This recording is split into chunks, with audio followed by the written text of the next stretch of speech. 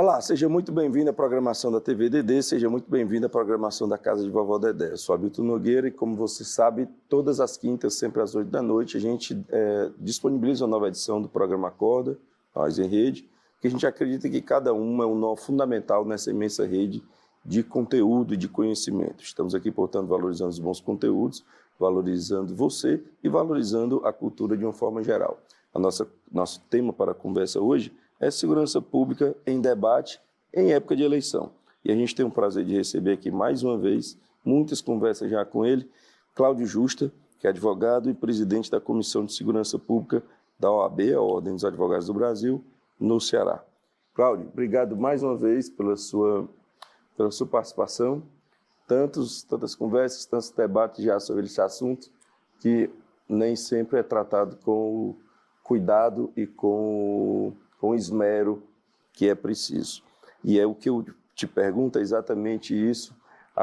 Nós estamos iniciando um período eletivo, em nível governamental, em nível federal, e com esses primeiros dias, como é que você vê o nível do debate? Pelo caminho certo, pelo caminho da omissão, pelo caminho da profundidade, enfim, prazer recebê-lo.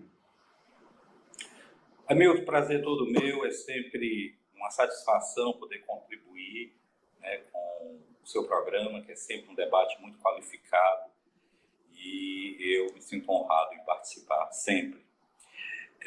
O que eu vejo hoje, né, inclusive a nossa comissão tem uma pauta que é exatamente a escuta dos candidatos. Nós vamos escutar os candidatos do dia 12 ao dia 16, lá na sede da OAB, no auditório, transmitido pelas mídias da instituição.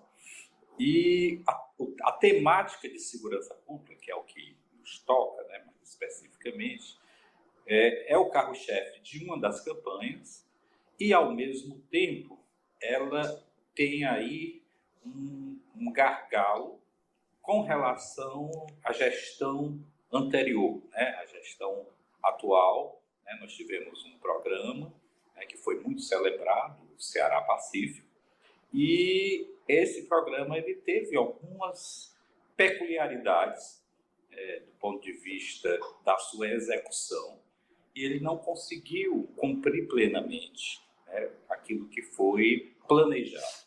Então, uma das questões que eu acho que de maior relevância hoje no debate é como dar continuidade a políticas públicas que foram bem elaboradas, e o Ceará Pacífico é uma política pública muito bem elaborada, muito bem pensada, porque, né, essa é a grande questão, a dificuldade na execução dessas políticas públicas. E aí independe, como é uma política de Estado, né, segurança pública, independe aí, vamos dizer assim, do ocupante do palácio do palácio governamental. Nós temos aí diante de nós uma realidade, né, gritante, né, a questão da infiltração das facções criminosas, o número de homicídios e as outras modalidades delitivas, né, que assustam a comunidade e que ainda não tem uma resposta efetiva, né, continuada, sustentável, né, nesses últimos anos. E aí eu não falo apenas do governo agora, atual, anterior, mas falo de uma sequência, né, de governos que não conseguiram dar conta dessa questão tão preocupante. Vemos, então, uma escalada, né, e um retorno, uma intermitência de situações, por exemplo, a questão dos homicídios. Você tem uma subida, depois você tem uma pequena queda, depois volta a subir. Então, é um problema recorrente e que precisamos atacar suas causas. Nessa sua fala, me chamou a atenção a contradição gritante entre política pública e a personalização da execução de uma própria. Você falou, depende muito de quem ocupa o palácio. Uma política pública pode ser aqui uma idealização, mas no nosso processo de maturação das instituições, mas a política pública, o que não pode ser é personalista. Porque ela tem que atravessar gestões, tem que atravessar dificuldades de acordo com protocolos estabelecidos, medições, etc, etc. Mas você faz esse destaque aí de que o ocupante do palácio é o que toca a execução. Como é que se trata isso? Como é que se avalia isso? Você não tem...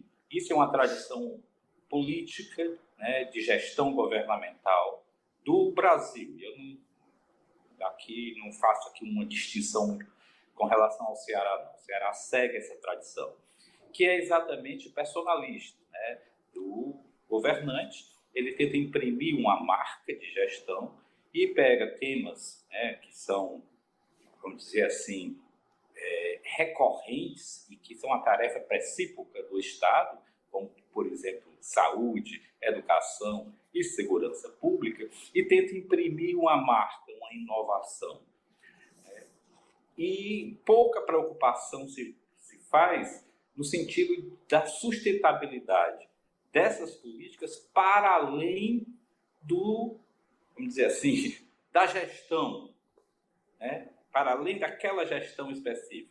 Foi assim com o Ronda do Quarteirão. Estou só citando exemplos, porque são exemplos históricos aqui da nossa... Foi assim com o Ronda do Quarteirão, foi assim com o Ceará Pacífico, tem sido assim. O Ceará Pacífico não conseguiu sua plena execução, teve um bom início, teve uma grande promessa, integrou órgãos da segurança pública, a própria comunidade, instituições afins, e ainda assim não se conseguiu dar um resultado efetivo. E aí o que é que eu chamo de resultado efetivo? É a diminuição dos índices. Então você tem, por mais que você gaste, né, quando se diz assim, em política, né, em gestão, você só pode provar prioridade com orçamento. Ok, teve um grande orçamento, teve um aumento substancial em relação a governos passados, né? No entanto, nós vemos que, e eu não falo só desse, não, o governo Cid teve um aumento significativo de orçamento na segurança pública em relação ao governo anterior, Lúcio Alcântara, que, por sua vez, teve um aumento em relação ao governo Tasso Gereissati.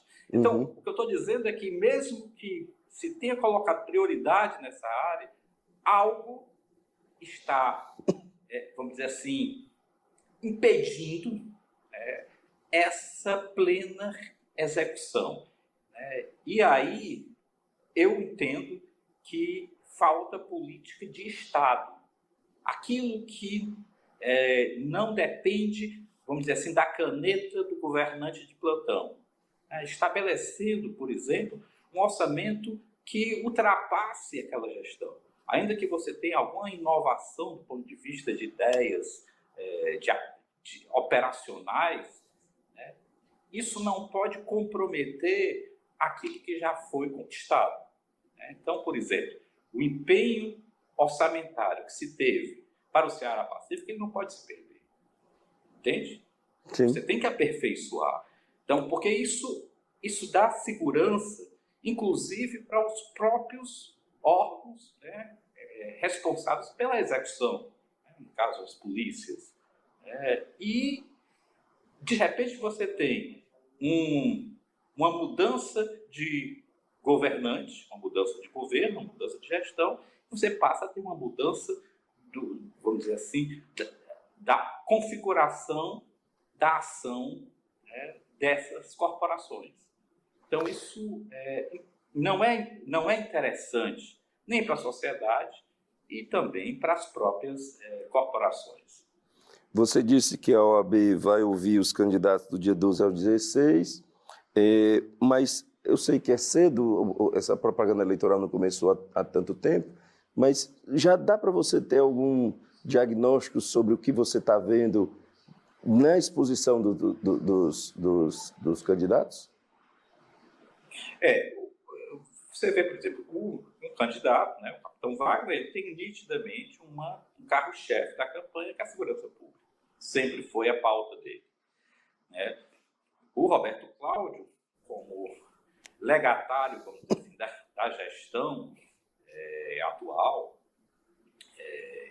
apesar daí dessa nova configuração política, mas é legatário, estava junto, colaborou com o governo, não, assim, eu percebo que se desloca a questão da segurança pública para questões outras, né? Se desloca o foco, porque é um foco, talvez, de difícil trato, né, como resposta.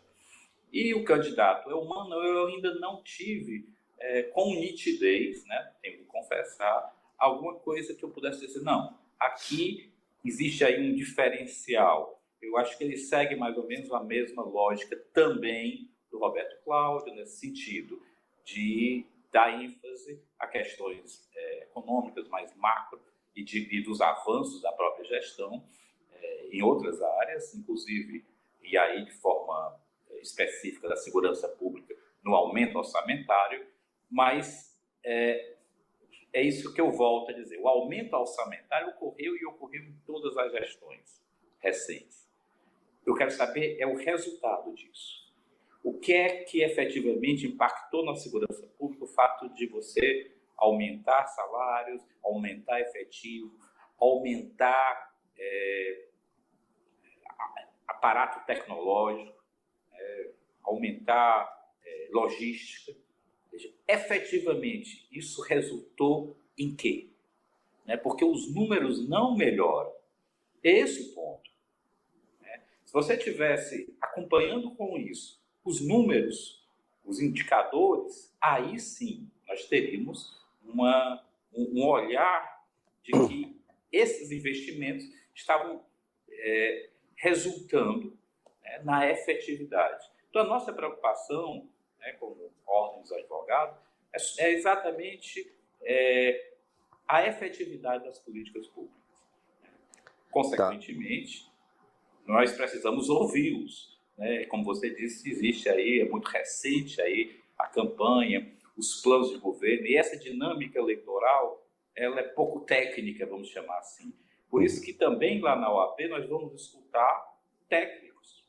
Nós estamos escutando os candidatos. A segunda rodada do nosso estudo sobre a questão, até para uma manifestação sóbria da ordem dos advogados, é escutar especialistas, pessoas que operaram, pessoas que estiveram na gestão operacional desse modelo, para entender. O nosso objetivo não é uma crítica de escolha partidária, longe disso, mas é exatamente dar uma resposta à sociedade daquilo que seria técnico. Até para sair da lógica, Hamilton, do campo eleitoral, que é o campo da disputa, enfim, que muitas vezes esvazia o debate em nome de slogans, enfim. Isso é da ordem da política. Nós, da OAB, estamos no campo técnico. E aí precisamos dar essa resposta à sociedade. É possível fazer segurança apenas com políticas, orçamentos, ações, planejamentos em nível estadual? Ou sem diálogo com o federal é impossível? Não. É fundamental a integração com o governo federal. Inclusive, quando você tem essa nova modalidade de crime organizado, que é nacional e até internacional, você não pode prescindir, por exemplo, do apoio da Polícia Federal, da Vigilância de Fronteiras, da integração entre os estados. Isso aí é básico. E o governo federal deve capitanear essas políticas macro, integrar os estados. Boa parte também, aí já vai uma interpretação da dificuldade que o governo do estado do Ceará teve no combate às facções criminosas, está exatamente relacionada a não ter uma política pública federal com relação específica a esse problema das facções, do crime organizado. Nós tivemos aí alguns ensaios, mas que não saíram basicamente do papel. Foi o projeto do então ministro da Justiça, Sérgio Moro, e que isso não resultou em nenhuma efetividade. Nós temos também, é óbvio, situação de ordem política, né? Nós estamos dentro de uma dinâmica de muita rivalidade, de muita disputa, e aí isso dificulta você pôr na mesa e sentar e sobriamente discutir um plano nacional de segurança. E em relação ao que dizem no plano federal, esse debate entre os candidatos me parece um pouco mais claro, porque o jogo já vem sendo jogado há mais tempo, e me parece mais raso, quando você tem a expectativa de uma profundidade mínima em qualquer questão que seja. Eu queria saber a sua opinião sobre a sua percepção desse debate, só que no nível federal. Olha, no nível federal você tem aí também uma visão política diferenciada.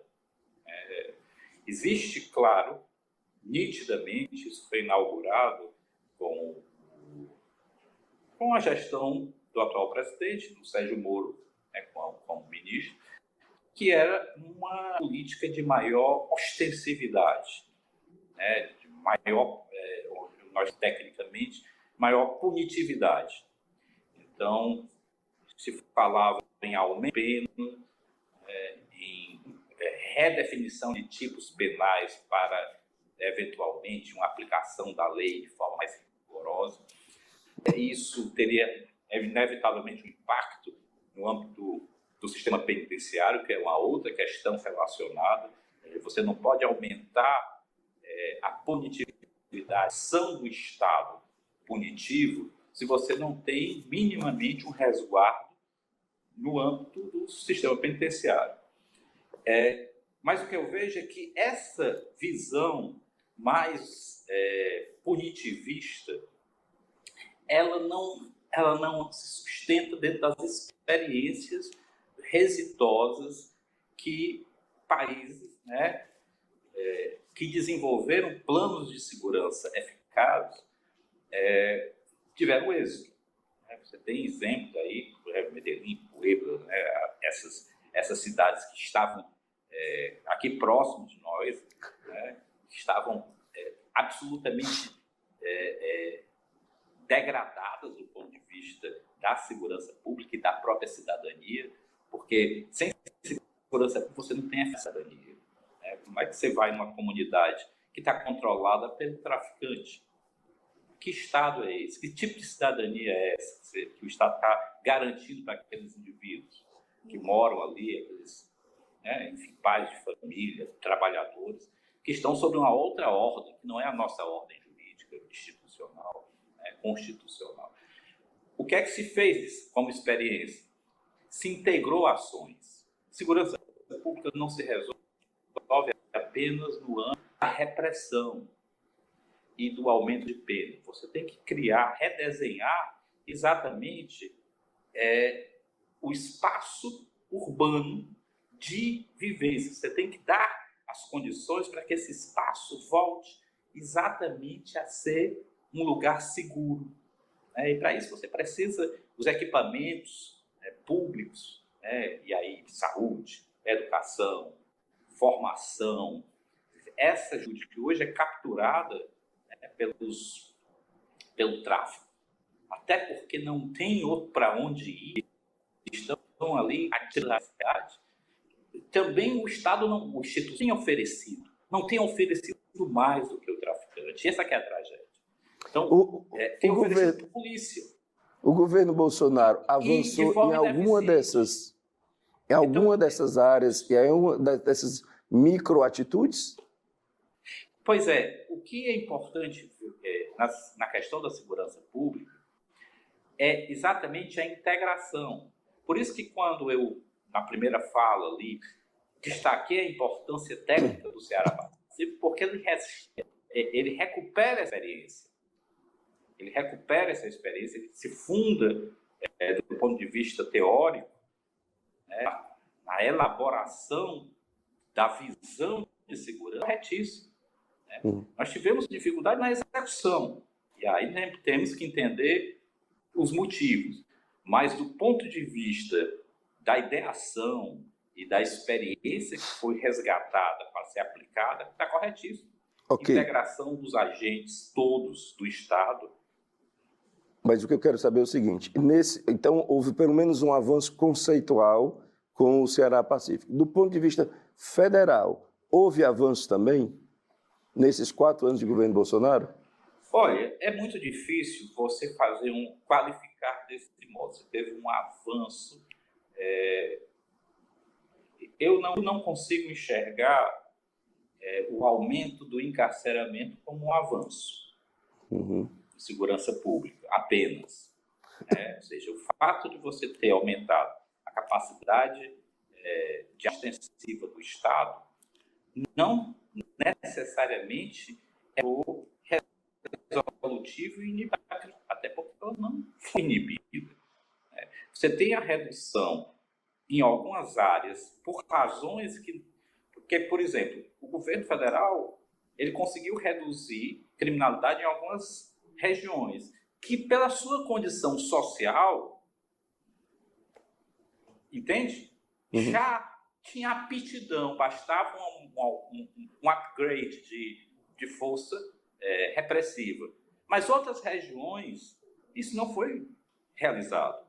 Então, quando você vai avaliar uma política pública, você tem que ver para o lugar mais vulnerável. Ela tem que funcionar não em Curitiba, assim, apenas. Ela tem que funcionar no Maranhão, sobretudo. Cláudio, uma das políticas mais conhecidas desse governo foi a liberação, uma maior quantidade de possibilidade numérica e procedimental de armar a população, tanto os CACs quanto, não necessariamente os colecionadores, mas a população teve mais acesso à arma de fogo. Quase 4 anos depois do início dessa nova abordagem, já se pode dizer categoricamente, por meio de estudo, de números, sem ser opinativo, que isso deu certo, deu mais certo ou deu mais errado? Já é possível fazer uma avaliação? Olha, da política pública no Brasil, não, porque os números não revelam redução significativa. Nós temos em algumas áreas redução, mas que podemos atribuir a outros fatores que não necessariamente o armamento do cidadão, o acesso do cidadão à arma. O que nós temos como experiência, em Nova York, é paradigmática disso, é que quanto mais armas em circulação, maior o número de incidentes delituosos, com resultados fatais, de homicídio. Então, por exemplo, um indivíduo que é assaltado, estando ele armado, ele corre muito mais risco de morrer, de sofrer um latrocínio, do que o indivíduo que está desarmado. Então, essa ideia da autodefesa, do indivíduo face a um fato que normalmente, o nome já está dizendo, é assalto, se é tomado de assalto, fortuito, dificilmente há uma resposta efetiva. E aí o outro argumento mas o próprio criminoso, sabendo que o indivíduo está armado, já se inibe. Isso não se demonstrou. Então, assim, eu entendo, ainda é recente para fazer uma avaliação técnica, de um estudo, e aí as academias, os institutos especializados nessa área de aferição que vão poder dar uma resposta técnica. Mas, em princípio, pela experiência internacional, inclusive, você reduzir a circulação de arma tem sido o caminho mais eficaz para a redução de homicídios, por exemplo. Tá. Bom, eu queria terminar, a gente vai chegando ao final, com a sua perspectiva de abordagem, sua perspectiva, o que deveria chegar às assessorias dos candidatos para que isso fosse qualificado? Qual é o debate que importa? É o das questões econômicas dos grandes líderes do tráfico? É questão de fronteira, é a questão da juventude. Qual é, de fato, o debate que deveria ser protagonista desse segmento, dessa área? Olha, uma coisa importante na segurança pública é, sobretudo nessa modalidade, é o financiamento. O financiamento dessa modalidade de crime. Uma forma de lavar dinheiro. Então, investir em inteligência é fundamental, mas não é o suficiente. Ou seja, investir em inteligência para prisões qualificadas, não prisão no atacado.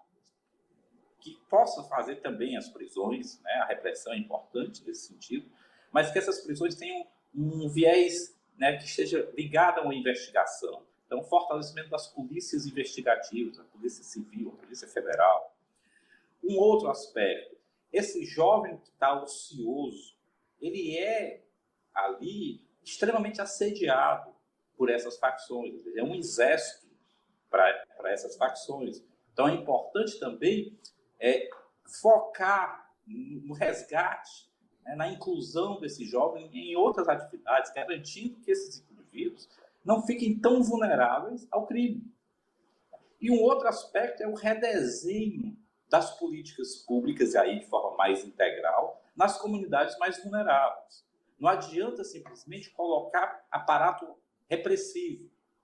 O aparato repressivo é apenas para garantir que outros serviços cheguem e esse cidadão se sinta à vontade para gozar desse serviço, né, sem o temor de ser constrangido por chefe de facções. E aí é importante, o governo federal é fundamental, porque esse fluxo, essa entrada da droga, né, que é o insumo, com que é que eles trabalham? Com droga. Então, como é que entra? Porque uma coisa é como é que se financia a logística. Ok, mas esse dinheiro vem da venda da droga. Como é que ela chega? Então é importante. Como é que o armamento chega a esses indivíduos? Porque a força deles está exatamente no grande valor econômico que se agrega a essa atividade e a força bélica. Então, isso, sendo desarticulado, é o ponto nevrálgico de uma política de segurança pública com aptidão para a sustentabilidade. Cláudio, eu agradeço imensamente a sua participação, mais uma vez, sempre muito didática, sempre muito profunda. Muito obrigado pela sua disponibilidade de tempo. Você tem um tempo livre para uma despedida? Eu agradeço mais uma vez o espaço. Você é sempre muito generoso em chamar a gente para falar acerca desse trabalho, já há alguns anos, primeiro focado na questão penitenciária e agora de forma mais ampla na segurança pública. Eu queria, que hoje a sociedade não entrasse no discurso fácil. É importante escutar instituições que estão empenhadas no estudo.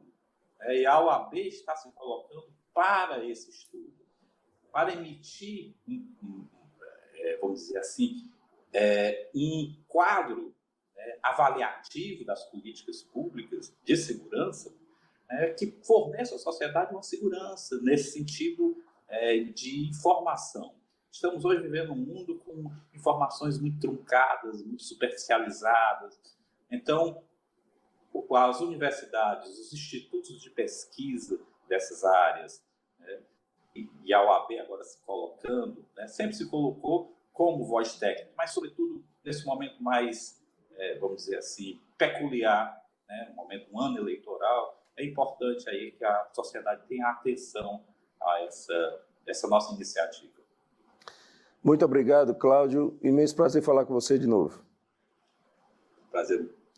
Obrigado, Cláudio. Obrigado a você que nos acompanha. Lembrando que todas as quintas, sempre às 8 da noite, mas sempre uma edição inédita, nova do Acorda. Obrigado pela boa companhia e até a semana que vem.